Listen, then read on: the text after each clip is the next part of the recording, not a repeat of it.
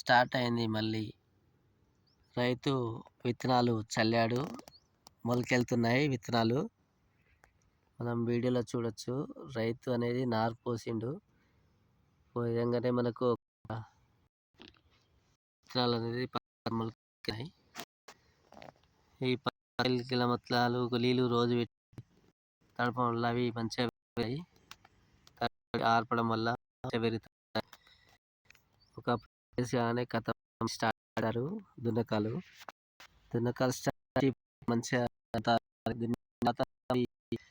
నార అనేది పెరిగే వరకు అవుతుంది. మళ్ళా విత్తనం వీకి వేయడం జరుగుతుంది. మళ్ళా నారు వీకి నాటేయడం జరుగుతుంది. నాటే జరిగిన తర్వాత మళ్ళీ తీసుకొచ్చి నాటడము, తర్వాత మందు చల్లడం, తర్వాత నీళ్ళు పెట్టడం, తర్వాత విధంగా మిషన్ తర్వాత కొట్టడం, అదేవిధంగా పంట కోత వచ్చే టైం అవుతుంది. కోత వచ్చే టైం కాగానే మళ్ళీ ఆర్పడం, నీళ్ళు ఆరబెట్టడము, మిషన్లు కొట్టడం, ఈ విధంగా ఈ విధానంలో ఎప్పుడు కష్టపడుతూ ఉంటాడు. పంటలనే తిండి గింజలతో ఎప్పుడు మొలుతూనే ఉంటాడు. విధానం ఎప్పుడు కూడా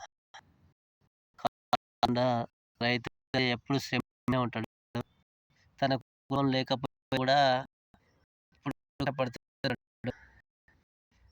నెలను నమ్ముకుంటాడు. ఎప్పుడు కష్టపడుతూ ఉంటాడు. ఖాళీగా కూడా ఎప్పుడు